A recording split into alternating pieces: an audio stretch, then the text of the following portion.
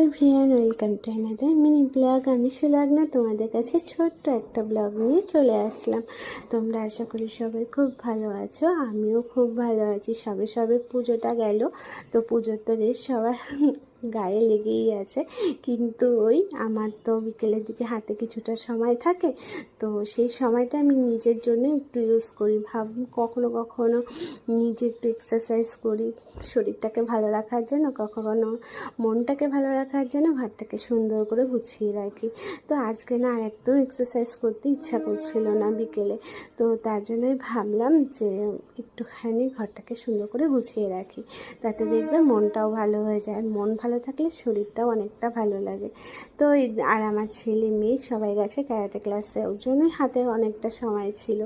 তার জন্য দেখো এই সোফা কাভারটাকে চেঞ্জ করে নতুন একটা কাভার পরিয়ে দিয়েছিলাম। ঘর গোছানো থাকলে আর নতুন জিনিসপত্র দিয়ে ঘর গোছাতে আমার খুব ভালো লাগে।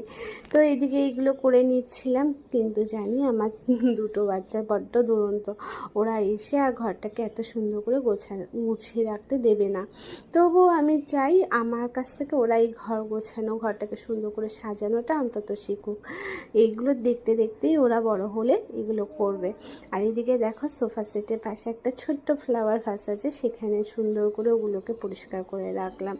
যখনই জানো তো আমি ভাবি যে নিজের জন্য সময় ব্যবহার করব, তখন কখনো এক্সারসাইজ করি, কখন সুন্দর করে ঘরটাকে গুছিয়ে রাখি। এদিকে দেখো সেই বিকেলবেলার দিকে শুরু করেছিলাম আর সন্ধে গড়িয়ে গেল। গাছগুলোতেও জানো সকালের দিকে একদম জল দেওয়া হয়ে ওঠে না। সকালের দিকে এত নিজের কাজ ব্যস্ত থাকি, এই রান্না করা, ছেলেমেয়ের পড়াশোনা থাকে, তার জন্য সকালের দিকে গাছে জল দেওয়া হয়ে ওঠে না। ওই জন্য বিকেলের দিকেই আর কি গাছে জল দিই। এবারই দেখো চলে আসবে ওরা। তো এখনের মতন আসি, তোমরা খুব ভালো থেকো।